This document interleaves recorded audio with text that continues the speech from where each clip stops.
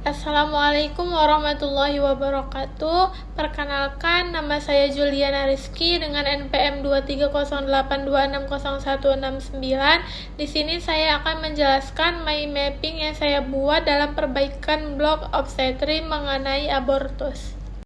Jadi, abortus ini adalah kematian janin dalam kandungan ketika usia belum mencapai 20 minggu atau juga berat bayi kurang dari 500 mg. Abortus dapat terjadi karena beberapa penyebab atau etiologi. Yang pertama itu ada karena kelainan genetik, setelah itu juga ada karena kelainan uterus seperti septum, mioma, dan insufiensi serviks. Setelah itu juga dapat terjadi karena infeksi yang terjadi karena torch, bakteri, dan virus. Terus juga dapat terjadi karena penyakit bawaan seperti diabetes dan hipertiroid. Juga dapat terjadi karena paparan zat yang berbahaya seperti radiasi dan obat-obatan. Selanjutnya, abortus memiliki beberapa faktor risiko. Faktor risiko yang pertama itu dapat terjadi pada ibu yang sebelumnya memiliki riwayat terjadinya abortus. Setelah itu dapat terjadi juga pada ibu dengan usia di bawah 20 tahun dan juga lebih dari 35 tahun.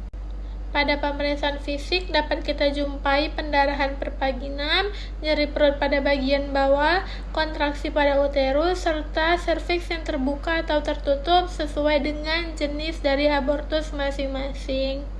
Selanjutnya, kita bisa lakukan pemeriksaan penunjang untuk membantu penegakan diagnosa.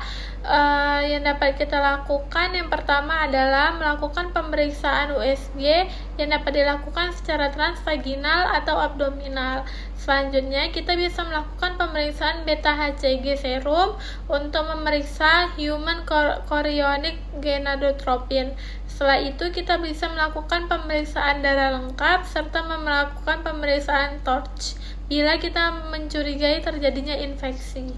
Selanjutnya, setelah kita melakukan pemeriksaan dan semua hasil pemeriksaan menunjukkan terjadinya abortus, yang dapat kita lakukan selanjutnya adalah pemberian obat atau melakukan tindakan farmakologi yang dimana kita bisa melakukan peresepan pada obat misoprostol untuk mengevakuasi jaringan kehamilan.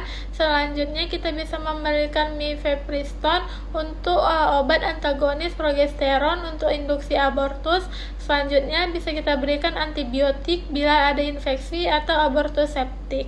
Selanjutnya, untuk non-farmakologinya itu bisa kita lakukan evakuasi sisa jaringan bila masih ada jaringan di dalam rahim seperti kuretase dan aspirasi vakum. Biasanya ini kita rujuk ke SPOG. Setelah itu kita bisa lakukan edukasi pada pasien dan keluarga, lakukan konseling psikologis bila takut terjadi gangguan psikis. Selanjutnya kita bisa lakukan pemantauan hemodinamik dan transfusi darah bila perlu. Selanjutnya ada komplikasi. Jadi pada abortus dapat terjadi komplikasi seperti pendarahan yang hebat, infeksi, shock hipovolemik, infertilitas, dan gangguan psikologis seperti depresi dan trauma. Maka dari itu pentingnya kita lakukan konseling psikologis. Baik, itu yang dapat saya sampaikan. Selanjutnya ada referensi dan ada gambaran dari penjelasan yang saya jelaskan tadi mengenai klasifikasi dari abortus. Sekian yang dapat saya sampaikan, lebih dan kurangnya saya mohon maaf. Wassalamualaikum warahmatullahi wabarakatuh.